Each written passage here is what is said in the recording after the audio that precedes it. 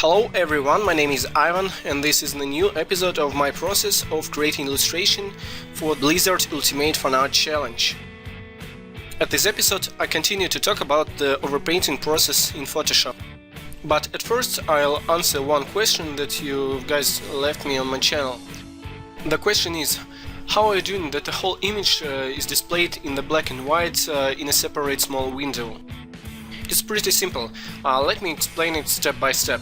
So first step, in order to create a new window you need to go to Window menu, then Arrange and then New Window 4, and there you need to choose your file name.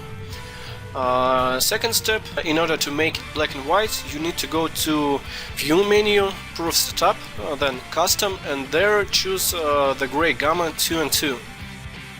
And after that you just need to press Ctrl Y, and that's how you make your separate black and white window. Okay, and now let's jump to overpainting process. At this episode I think I will talk a little bit less, because the whole process is pretty much self-explaining, and it's hard for me to come up with any special commentaries, because you basically can see everything on the screen right now. But I will say a few things.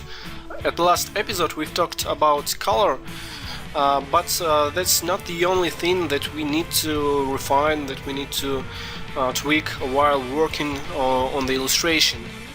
Another area that we need to work on is details, because we've made a 3D model, but it's pretty rough. There's basically no details at all. It was good enough to catch some light and to show some perspective, but it isn't enough to make a final illustration from it just by adding color. We need to work on our details. And once again, there's basically two things that we need. We need to know exactly what details are we going to add, so we basically need some references, and we need to know how to use Photoshop in order to add them. So we need to know how to work with some, I don't know, brushes. I use one pretty simple brush, but we could also use some fancy techniques with lasso tool or gradients and something like that. And one more thing, as you remember, our 3D model was rendered with pretty few materials, and it isn't enough for a final illustration. So basically what we need, apart from adding details and tweaking color, we need to refine our render. As you can see, Tychus itself has different materials. For example, he has chrome, he has some dusty, rusty, oily material for minigun, and he has scratchy but still shiny car paint for armor plates. And these materials need to be different. They reflect light differently, they have different intensity of speculars, etc.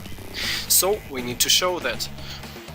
The same for Nubarak. He has some insect armor plates, he has some golden parts, he has some transparent wings and stuff like that. So we need to show that these parts are made from different materials. And once again, it's not about some fancy Photoshop techniques, it's about using references. In order to paint materials on the Tychus on a different way, you need to know what's the difference between car paint or chrome, etc. And yeah, I think this is it for this episode. If you guys have any questions, please leave it below this video. It would really help me to make another episode. And yeah, if you guys don't want to miss another episode, please hit subscribe button, please hit the like button, and I hope you guys like it. Goodbye, and I'll see you in the next episode.